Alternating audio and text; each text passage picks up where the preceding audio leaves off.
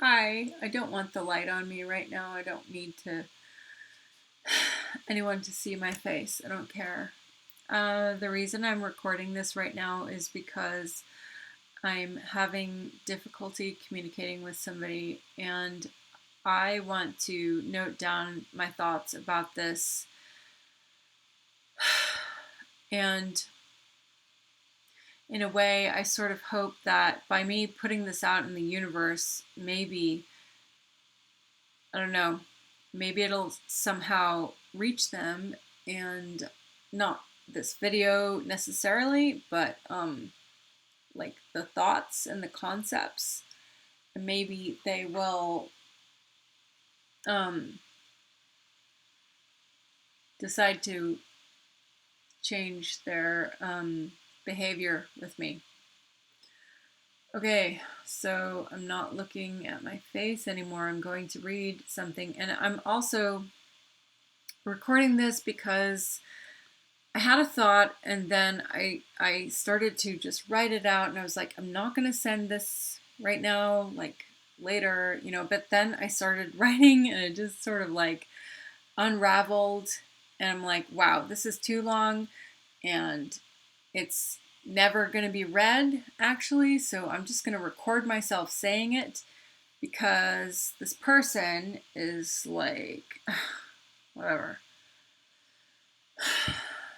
has problems reading things from me. So therefore, I'm going to read this in the hopes that somehow it reaches them. Okay, here we go. And I may comment on things as I read it. I may add stuff. As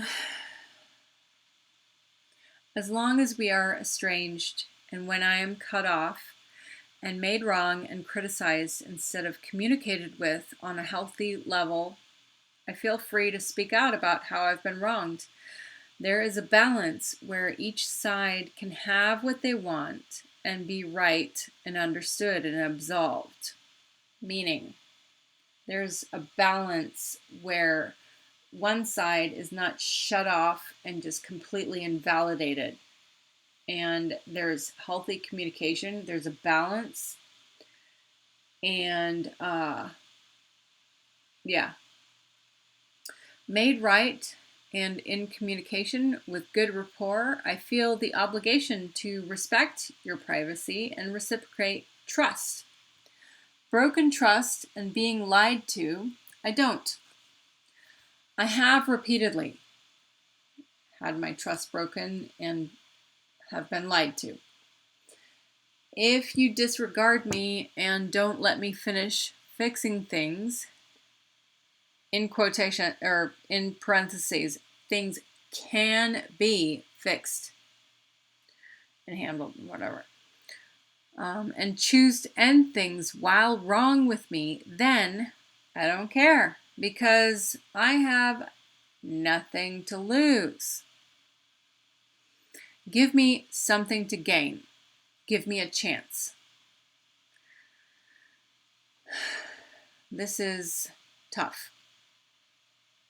Talking online is my only outlet. Here we go. Talking online is my only outlet when I'm alone. I am an artist at heart. Artists communicate their feelings and thoughts to express them, although I've been suppressed along this line repeatedly, and to express them and make sense of them, or even admire them to make them less valid. So this is where, like, you know how you'll see something and then you see it again and then you see it again, and it becomes less, it affects you less and less the more you see it, right? Well, it's the same thing with an artist. And I believe everybody has the potential to be an artist, but I know I'm an artist. And, either way, everybody has this facility within them.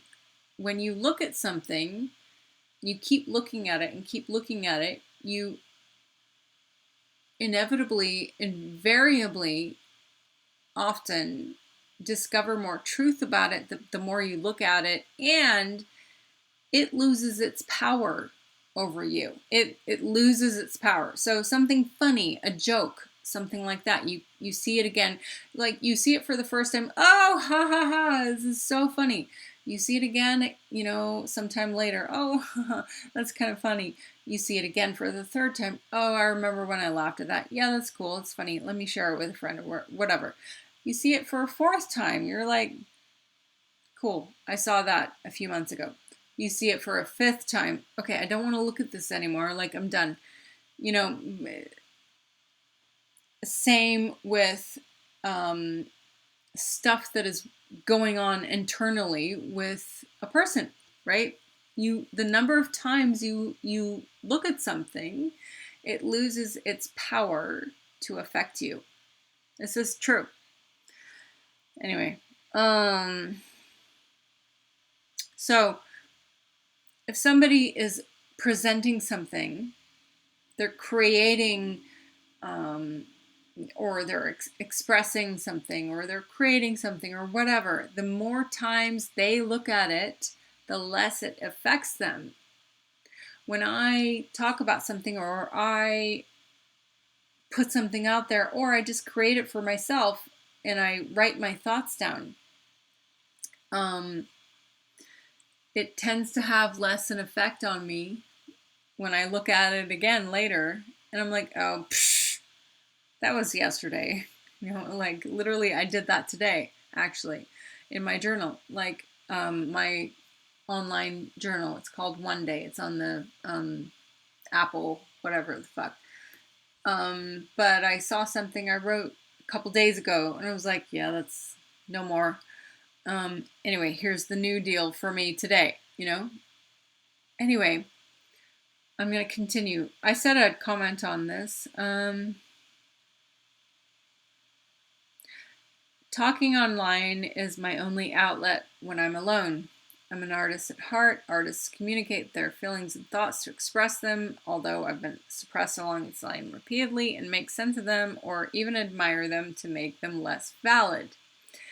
And it gives me a creative channel to funnel my feelings into thoughts and make sense of things. But I'd rather make sense of things with you. I'd rather have us resolve our stuff without threat of disconnection or forever discarded or being totally squashed.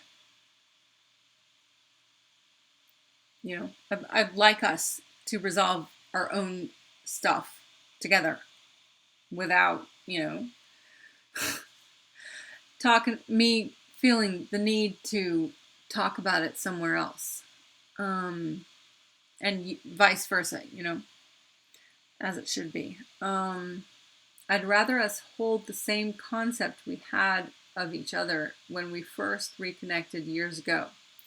Hold that, because if we can't be real, then how can any future connection with anyone be real and stay real?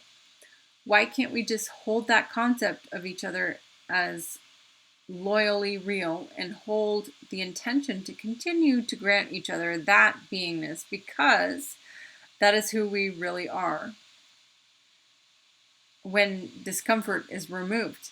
So when any sort of negativity or discomfort or any bad thing or whatever is removed, that's who we really are.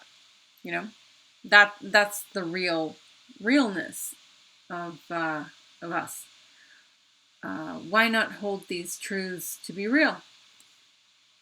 Because otherwise, how can you trust your concept of anyone if it always changes? What if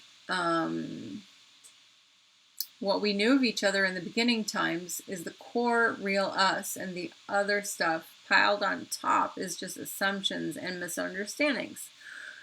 So, let's say we, whatever, like you go be in a relationship with someone else, like what's to say that that's not going to happen again? At the very least, we could communicate and say, listen, we agree that we're not going to be together long term, but the fundamental basis of why we even had a relationship, like that's valid, that's real, but we get it, and we can acknowledge that we're not going to be together long term. We get it. And we can still be in communication without having to avoid the fact that what we had was real. Like, that was real, you know? We don't have to invalidate it. We don't have to say like, "Oh, look, you're inventing feelings and blah blah blah." Like, we can just acknowledge that it was real.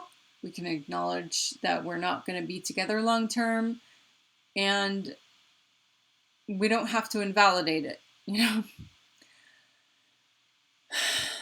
Um Because otherwise, how can you trust your concept of anyone if it always changes? What if what we knew of each other in the beginning times is the core real us? Oh yeah. You tell me I'm negative, but I'm always the first person to forgive and look at the positive and hold that to be true. And look away from the negative and focus on the good and the beautiful. How about you do the same? If you would do that in all other areas of your life, how about this too? Can you see what I'm saying, Grant? What is emotional intelligence that you used to preach to me about? Isn't it understanding people's emotions and what they are saying or doing or being despite their complicated emotions, and being there with them on that and letting them have it and process it, having patience? Isn't that growth?